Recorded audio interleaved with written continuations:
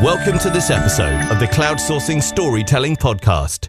In today's episode, host Julian Mitchell is joined by cloud experts David Rosen and Peter Sykes from SONY to address the key challenges that media companies, producers, and operators meet when looking to deploy the cloud. Welcome to the Cloudsourcing Storytelling Podcast. Hi, and welcome to another episode of Sony's Cloudsourcing Storytelling, and slightly different one today as we're looking back at the series as a bookend to all the episodes, and some of the questions that have come up from those episodes and from all the different genres that we've looked at, and we have a couple of Sony experts here to fill in the gaps that we found, the knowledge gaps we found. David Rosen he's going to talk to us about security in the cloud, obviously the importance of that, some of the questions that people have from in the field, production, and all the way up the chain, and we can chat about that because it's obviously immensely important. And it's one of the questions that many people ask when they first think about deploying some cloud technology.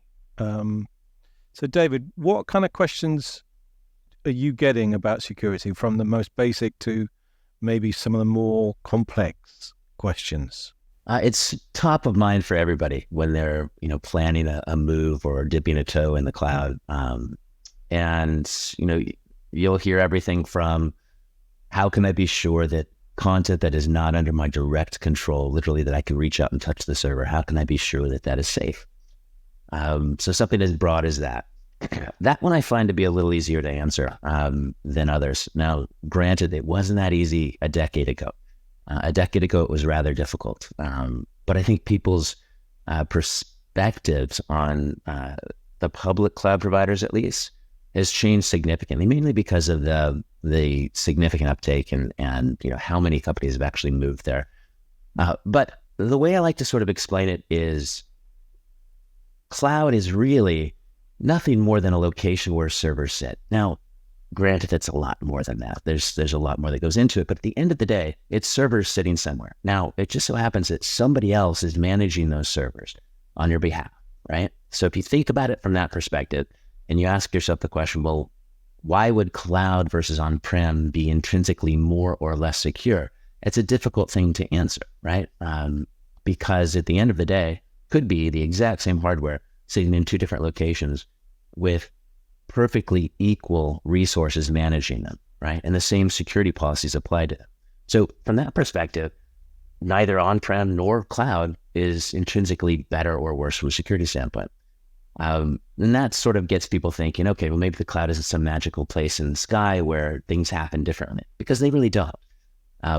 But where I think there's a significant advantage that these public cloud providers bring to the table as a benefit to consumers and customers is the fact that their entire business depends on the security of that infrastructure. This is different than a media company whose entire business is on creating and distributing fantastic, engaging content. That's a media company's core competency and core business proposition. A public cloud provider, their core competency is not who's making the greatest, original episode, although you can say that Amazon has sort of gone in that business a little bit. But from an AWS perspective, for instance, or an Amazon, Azure, Google public cloud, their core competency is selling or renting cloud-based infrastructure to customers. And if they don't have their client base's confidence that that content is secure or that their applications are secure, they have no business. So as a result, they cumulatively invest many, many billions of dollars every year in securing that infrastructure. They invest in a level that I don't care which public company you are, that cloud is not your primary business proposition, you just can't invest that amount of money. So that to me puts a big check mark in the pros and cons of public cloud, is knowing that a company is investing billions of dollars to protect against an ever-increasing number of threats that are new and they come in different shapes and sizes. Some are state actors. Others are little 13-year-olds that pull scripts off the dark web and like to run them against things.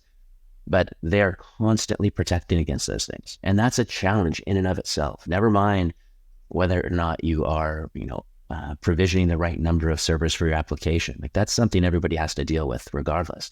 But just making sure that those servers and those services that you're consuming are well protected is an ever increasing challenge, no matter who you are. So I'll pause for a second and maybe switch gears to what are some of the other sort of confidence building things that one could say to somebody questioning whether or not they should move to the cloud.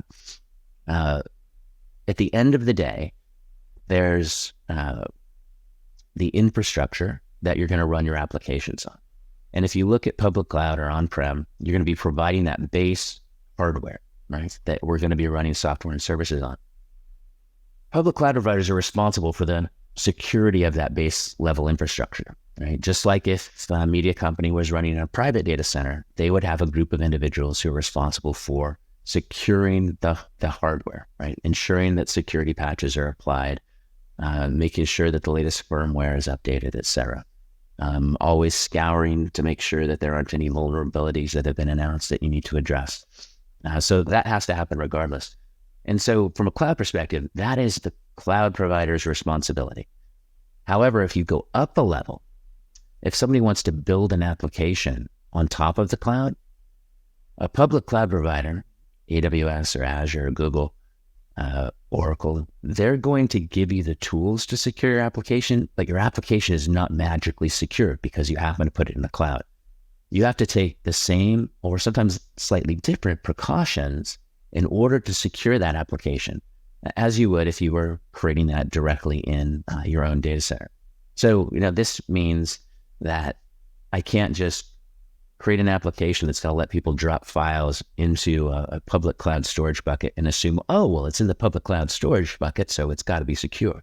We've all heard stories about, and you hear much less of this now because I think people got shamed of it, is people putting what's called a bucket, making it available and not having any security around it. It's public. And as a result, people went in and grabbed it and they spread it out on the web. And that was one of the things that sort of deteriorated some trust in the cloud in early days. And I think the cloud providers did a pretty good job of saying, listen, this is terrible that it happened, but we give you the tools necessary to ensure that that bucket is secure.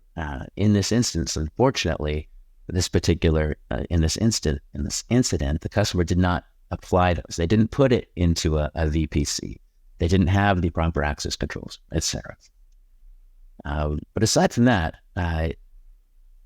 other questions that could be asked are, do I get the same degree of security that I would get if I was on-prem? And the answer is, it's up to you, right? There's a certain level of security that's going to come out of the box, but that application level security is going to be up to whoever's deploying that.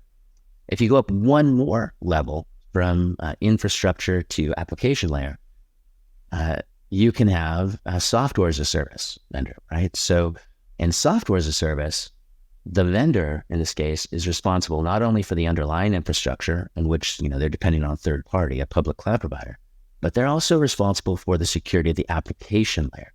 And this is where, if depending on where you are in your journey, you don't want to build and manage your own applications, but you still want to leverage the cloud. Looking for a SaaS provider, software as a service provider, could be an excellent way for you to take advantage of the flexibility and scalability that the cloud offers. That's pretty clear. But also from what you say, people experimenting or taking the first journey into cloud technology need to be quite sure they have an adequate skill set of their own or knowledge beyond what everybody has. They can't just, from your example, they can't just think that it's a silver bullet that's gonna act for them straight away. So it behoves them to know something about what they're doing, and maybe push their providers as much as they can to give them that knowledge or find out for themselves. I couldn't agree more, Julian. That's imperative. And we saw some people stumble early on by assuming that the skill set that they had on prem was going to suit them in the cloud. It's certainly a great starting point, but I would highly encourage any media organization who is considering the cloud to invest heavily in training. And the public cloud providers are very happy to provide that. They know that with increased training comes increased adoption. And so I know oftentimes when companies are evaluating public cloud, those public cloud providers will provide free training credits. Now, they'll bring people on site. They've got excellent courses and, in fact, now certifications that one can apply for. Just like you could, back in the day when you wanted to get certified on Windows, for instance, or on Unix or networking technologies. Same types of things exist today, and that's crucial. I would definitely recommend anybody looking to start their journey to the cloud first takes a hard look at what skill set they're going to need in order to be successful. And all these billions that you mentioned are being invested. Does this filter down to more production-based scenarios, where we're talking about media in cameras, for instance, and an encouragement to maybe use some of the newer camera to cloud technology? I'm sure that is going to grow hugely. But if you're talking about single owner operator, the very basic level of production, to assure them that someday you'll be without even your media card. I mean, that is maybe something that will happen. I'm sure it will for some people. But maybe there's a bigger gap there than there is at the higher end, on-prem and on that world. It's a really good question. You look at the very large media organizations, so the BBC or an ITV or something like that, or Warner Brothers Discovery here in the US, they're heavily using the cloud for various different workflows. And they have a massive security organization and a massive IT organization that helps manage that, monitor that. And so we look forward to talking about cost controls, which is a key part of this as well. They've got people that are doing that. If you're an independent operator and you've got a couple of cameras and your focus is on creating beautiful content and helping either your client or your own production, whatever you're creating, you don't have that skill set, and more importantly, you don't have a bevy of employees behind you that can do those things. So I don't know that it's a silver bullet for those folks, but there are SaaS applications that do take a lot of the sort of heavy lifting that unfortunately those owner operators still have to do, on a smaller scale, such as, how am I managing all of this content that I'm shooting? Do I have a lot of hard drives sitting on my shelf? When it rains, do I worry about those getting wet? Do I have to transfer content from hard drive to hard drive every few years because I want to make sure that it doesn't decay on disk, bit rot?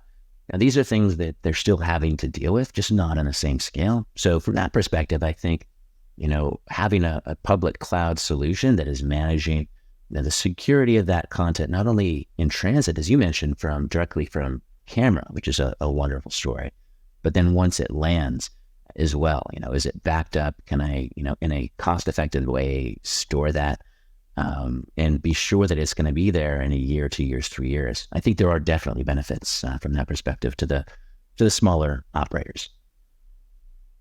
Yeah, and obviously we're talking about both sides or both ends, sorry, and there's a lot in the middle that maybe have more expertise than the owner operators that we talk about. And it's interesting you talked about the onus on the actual cloud providers. Where is that balance right now? Is it because it's taken off so quickly? We have all these companies offering these training schemes. Is the balance on them at the moment to prove the technology and with this maybe sometimes free training to back it up with that because it's growing so fast? Or is it all about the companies hungry for the cloud tech and they're just looking for the right provider? Where is it not a Wild West so much as where is that happening? What's happening right now about that? between those two? So to make sure I understood the question, where's the responsibility lie between the consumer versus the public cloud provider on convincing or having confidence in the security in the cloud? Is that the question? Yeah, it's so new that I think that's whenever we have this amazing technology like this, it's a little bit of a dance here and there, and everybody's feeling their way through it. Yeah, that's a fair point. And the interesting thing is, it's definitely new to some folks, but the cloud has been in use for longer than any of us probably even realize, right? I mean, how many of us have been using Gmail or a similar type of email account? That's all in the cloud. It's managed service, software as a service. All I do is log in. I don't think about who's running it. And then, you could go in further and say, well, what about some of these consumer applications like Dropbox or Box.com or something else? Again, these are all cloud-based, and we don't think about any of that. When you start moving into the professional side, more of B2B type businesses, we've all been watching Netflix for 15 years, maybe more now. That's 100% in the cloud. So from a distribution standpoint, cloud has been powering that for many, many years now. I've been part of SONY a long time, and I can remember 15 years ago a cloud-based solution that we were offering. It was early days, and boy, imagine convincing people back then that the cloud was a safe place to put your content. It wasn't quite so easy.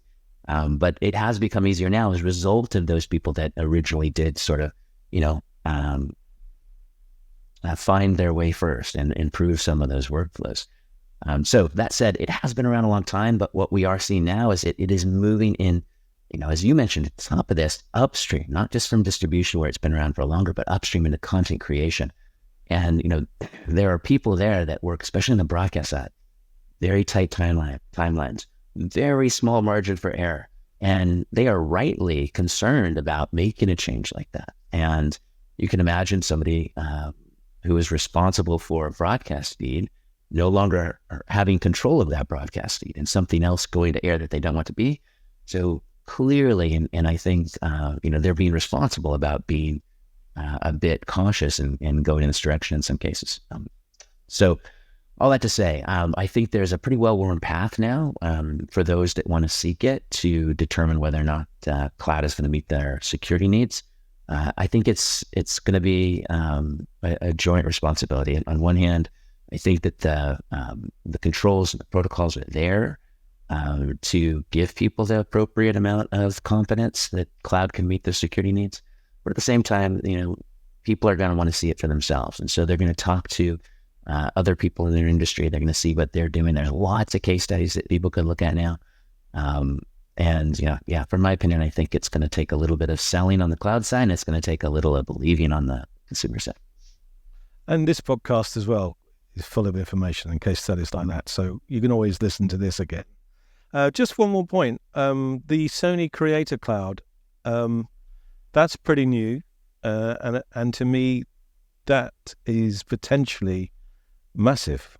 And with SaaS services on it as well, which I'm sure are going to happen. There's already ways to stabilize footage that you send up and stuff like that. So that has amazing potential.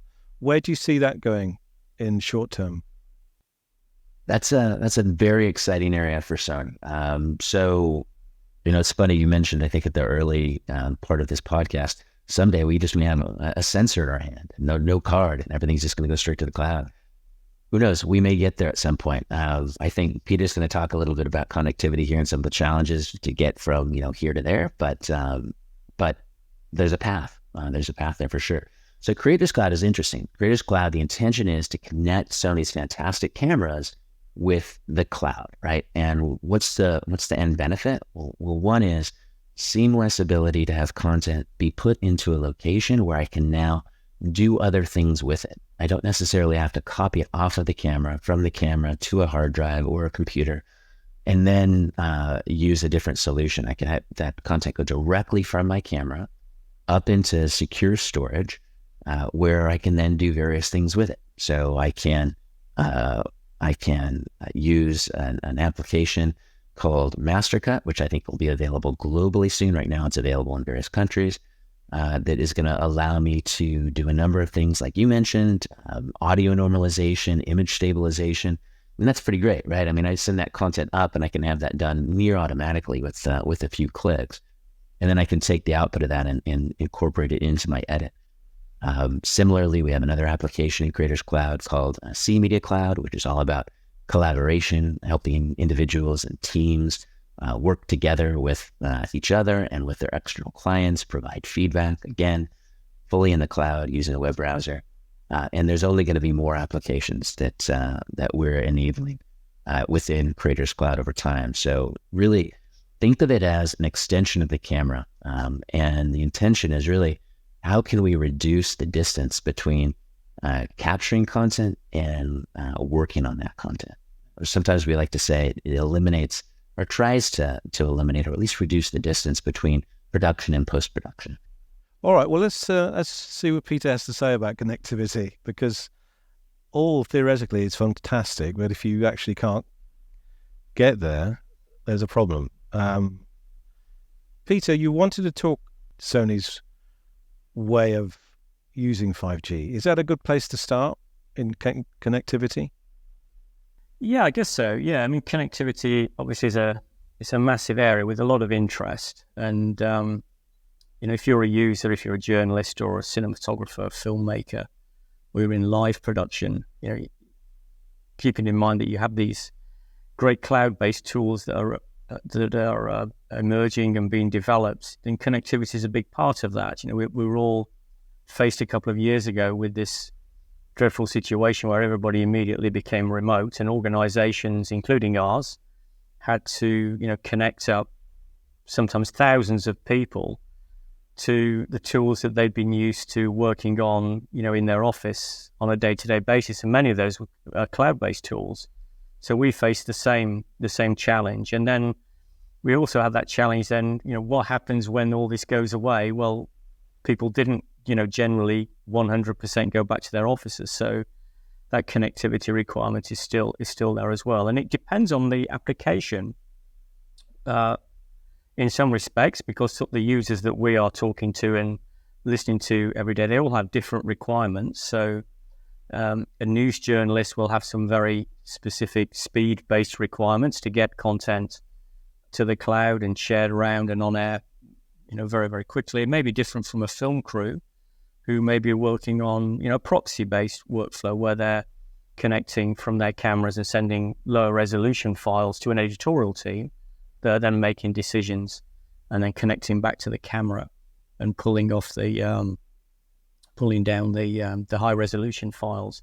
So it is a fascinating area, and with recent developments, specifically you mentioned 5G, there are a lot of eyes on this as well to look at how to make the best of the emerging technologies, and some of the benefits that we'll see will come over time. So specifically with 5G, it's very tempting just to think about the speed aspect and the data capacity of the link, but there are other benefits in terms of improvements in latency, which can be very important if you're connecting content into a SaaS cloud switcher, for example, and you're switching between different cameras in a live environment. So that could be quite important. And you've got this massive connectivity as well, where you can connect, the promise is to connect many, many devices together. And media companies attending the sweet spot tends to be between the data capacity and the latency performance. And that's where we're seeing a lot of work from individual companies to investigate this, and also from industry consortia, which in some respects are looking to make sure the voice of media is heard within the standardization process for all these new technologies, but also to look at what comes out of those industry bodies and how they can use them in a media environment. So for Sony, the last kind of year to 18 months has been really, really exciting. We started to look at developments in connectivity in 5G before the pandemic, and we had some very well-documented case studies that came out of Europe and also in the United States. And then lockdown happened, and we couldn't get out, and continue some of this work, but the engineers in the lab continue to work to develop solutions and technologies, and we've been able to bring those now out, show them at the exhibitions, NAB and IBC, and then take them into real-world proof of concept. So 5G is an area where there is a huge amount of interest, and a lot of media companies, or all media companies, are on their own roadmaps, but some of them have this technology right at the heart of their strategic direction, and they're looking, to partner with companies who are similar-minded. I mean, obviously, potentially fantastic, but it depends where you are filming, for instance, in the world. We had a very good discussion from some wildlife cinematographers and producers who've been just checking hard drives, doubling hard drives up, and that's as far as they've got because they're in the middle of, a desert or whatever. But, I mean, their case is extreme, and I suppose networks have to catch up with that location or that kind of location, and perhaps never will. But do you have anything for them, and 5G wise? Do you think there's anything for the wildlife guys? Well, I think there's two ways to look at that. Is to look at the developments within the public networks, mobile network operators, and also what's happening in the private space. We've had some good examples of work in quite remote locations with private network operators. And these are not going to be in every location, of course. If you go to the middle of a desert, it's probably going to be a tough ask to pop something up unless you're there for a long time, where if you're there for many, many months, it might be worth doing that. And then also looking at other links as well. And then on the public network side, does the public network that you're usually dealing with, do they have a 5G service? Do they have a standalone 5G service where they can offer slicing? And in many cases, this is really coming step by step. So on the private network side, there is the opportunity to use some of the technologies that we've been looking at in terms of quality of service. We've done some very high priority proof of concepts around that. And the mobile network operators as well, they're all on their roadmaps, and they will implement on a step-by-step basis. But there are some cases where, it might not be feasible to have that kind of connectivity, and then you'd be looking at some other kind of connection back to your cloud services. Or something like Starlink, which is obviously another extreme case, but they were talking about that kind of connectivity, which they see as an option as that price comes down for that service. Yeah, I mean, all options are being considered. Media companies and documentary filmmakers looking for any way of getting their content back in a secure way, as David said, back to their editorial teams. All right. Well, you mentioned the magic word there, costs. So, which is the last subject we're going to look at. Now, David, give us some idea of something from the Creator Cloud we should talk about, which I think is you can join for free, and then maybe there's some paid for options on there. You'll have to tell me if that's true or not. I'm not sure. Up to more broadcast types of production and beyond that. What are the questions and answers that you're giving people about costs? I mean, we don't want figures. We just want to see what your customers are asking you. The people that want to get their work done, they're less concerned about the cost, but the people that they have to put their budgets in front of, they do care. So, they'll oftentimes get very excited about the technology, and you get into a procurement cycle, and, somebody will say, well, what do you mean I don't know exactly how much it's going to cost? So, that's feedback that at Sony we got pretty early when we launched our first SaaS service.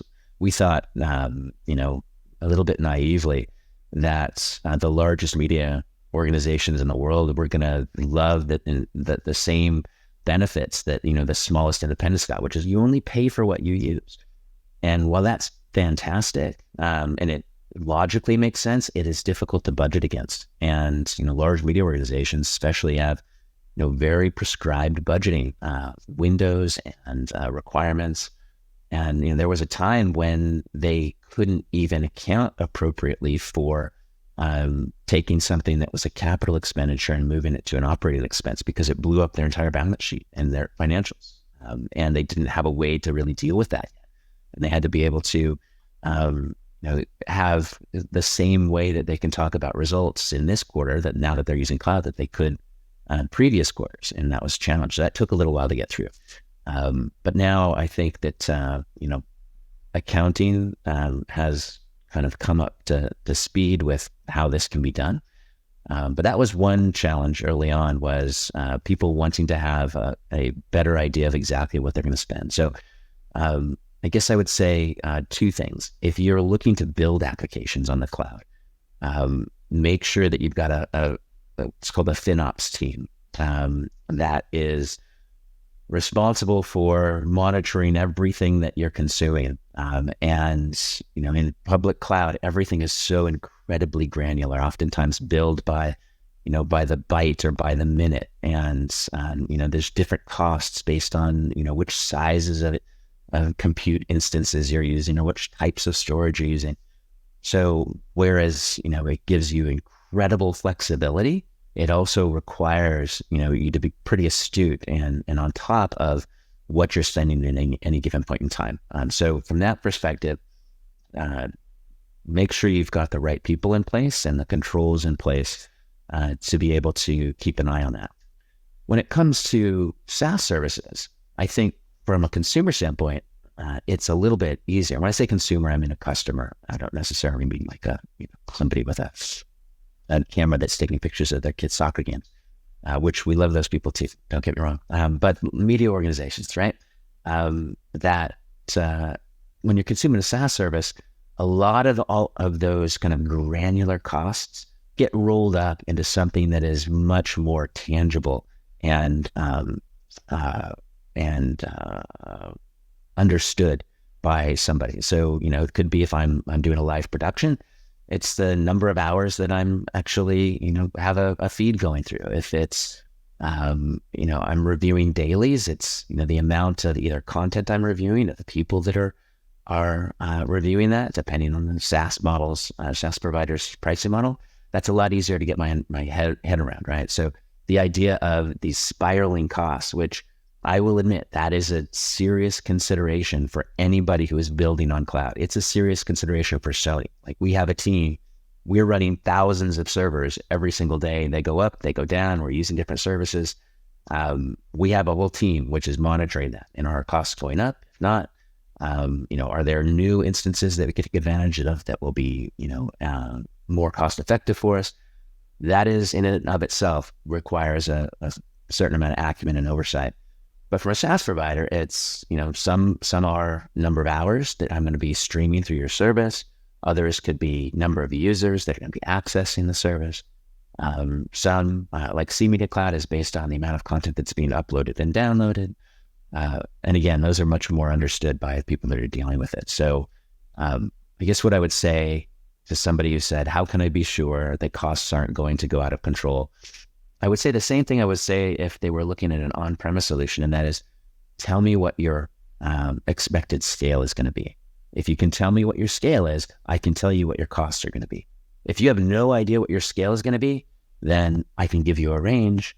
It can be this on the low end, or if it could be this on the high end, but it's pretty linear. So you can give people pretty clear understanding of what those costs are.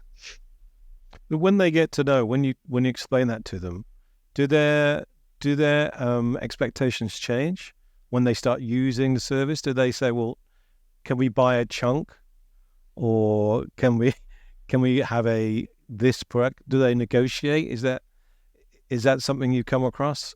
People love to negotiate, and it makes sense. Like, that doesn't change. I wish I could tell you that, if you use the cloud, negotiation goes away, and it's, it's like buying a Tesla. There's one price and you don't get to talk about it. It hasn't quite happened that way. But people still negotiate. And you brought up a really good point. So example, one of our SaaS services, CMedia Cloud, is charged not based on usage. You can have literally 1,000, 100,000, 1 million users. It's not going to change your price, but your price is going to depend on how much content is coming into the service and going out of the service. And that means that it can vary. 1 month, it could be high, and 1 month, it could be low. So to your point, people have said, listen, not good. Accounting doesn't like it. Finance can't, have uncertainty. So can we buy a chunk? It's a good word. We call it a pre-purchase block. of usage. And they can say, I'm going to buy, let's say, a petabyte worth of upload and download for a year. And it doesn't matter when you use it, but as a result, you're going to get a lower price. So we do stuff like that every day. Yeah. I can see that would work for some people, definitely, without worrying about, charges here and there and what you've explained. What about you, Peter? What's your experience with costs in this world? Have you come across these kind of negotiations yourself?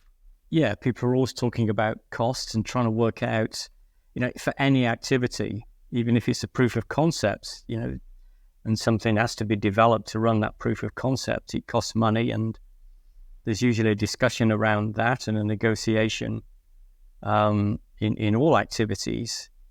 I think in terms of connectivity, people are looking, they're coming from a position where they have an existing workflow, they've got an existing connectivity that they will use, and they're always looking for a benefit from moving to something else. Is it lower cost? If so, we're interested. If it's not lower cost, is something else being offered that kind of offsets that requirement? We talked earlier on about latency. If I can improve my latency, and I have a technology that can replace an existing technology that I've had installed for many years, let's have a look at that. So it's not always about cost. There is, if you can send a camera operator into the field, and it becomes much easier to set up the camera, and you don't need so much engineering support.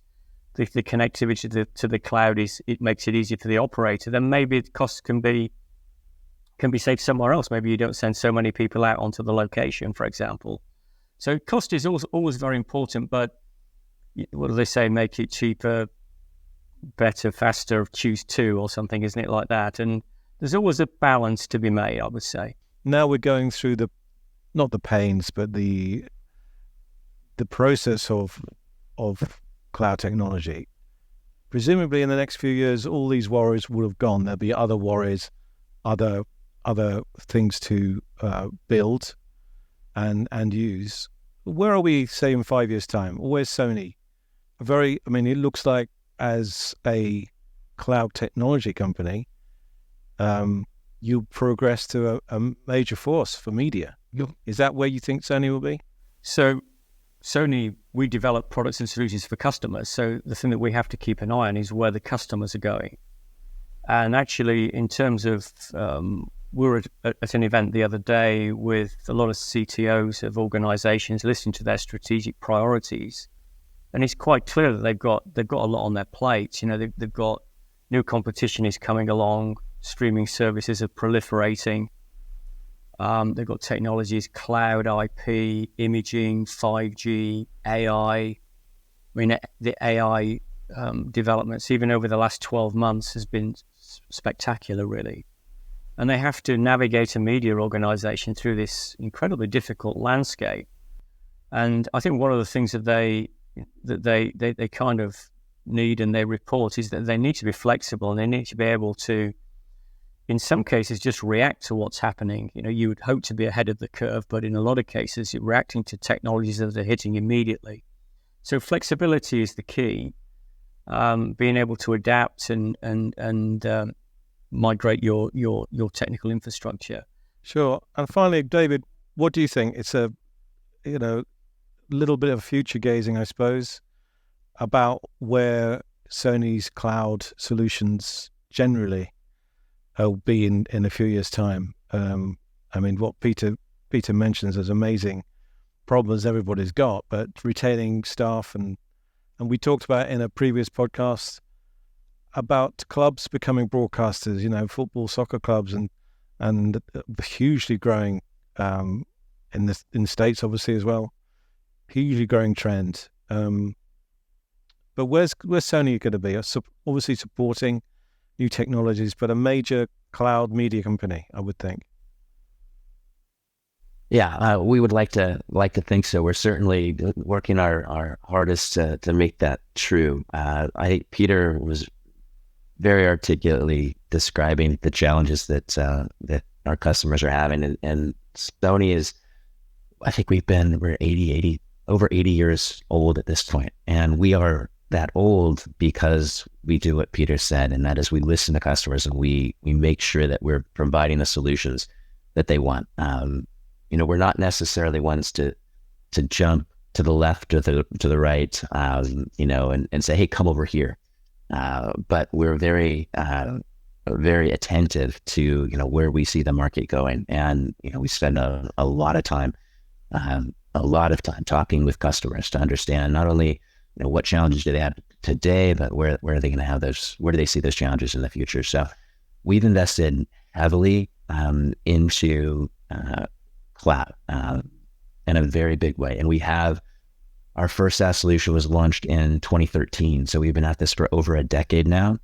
And we've been getting better and stronger. We've got customers that span literally the largest media organizations in the world, all the way down to those independents that you talked about. So we literally have customers that will go and will swipe a credit card and they get access to the same technology that the largest media organizations have. So our goal is to empower those creators, whatever size they are, to have the technology they need to really live out their vision. And we think cloud's an important part of that because it democratizes, in a certain sense, access to the tools that creators need. We're really excited about where we're going, the applications that we're building. We think our customers are too. And there's definitely a lot more to come. Well, thanks so much for your chat today. And I hope that fills in some gaps that have floated up from the other podcasts. Plenty of information there. And thanks again, gentlemen, for your time today. Cheers.